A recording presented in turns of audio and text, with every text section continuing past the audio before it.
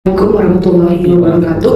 Buku yang sudah saya baca tentang Gadis Kretek karya Ratih Kumala. Secara umum, Gadis Kretek karya Ratih Kumala ini adalah sebuah novel yang mengangkat budaya Jawa, khususnya pergerakan pabrik kretek pada masa awal berdirinya di Indonesia.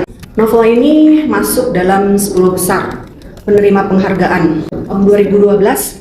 Kemudian dalam buku ini pembaca akan disuguhkan dengan narasi yang kaya dan penggunaan bahasa yang mendalam untuk menggambarkan budaya dan sejarah yang menjadi latar belakang cerita. Jadi didominasi oleh bahasa Jawa dan saya sedikit kesulitan untuk menerjemahkan bahasa Jawa meskipun ada footnote-nya itu ya. Kemudian harus banyak belajar.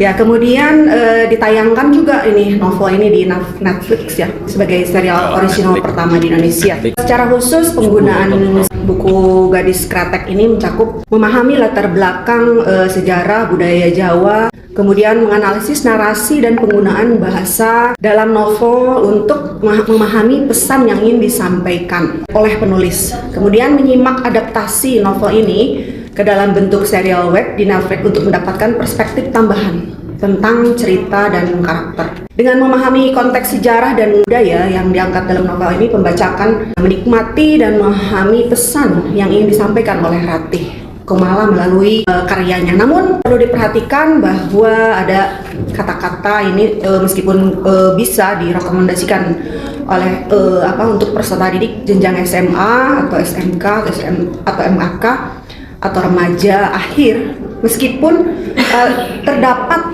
kata-kata yang berbau kasar. Contoh, ada kata laknat di halaman 2, kemudian ada kata dadanya montok dan seakan-akan tumpah, itu ada di halaman 119. Kemudian ada di halaman 120 ini, dadanya masih telanjang, dan masih halaman 120 juga.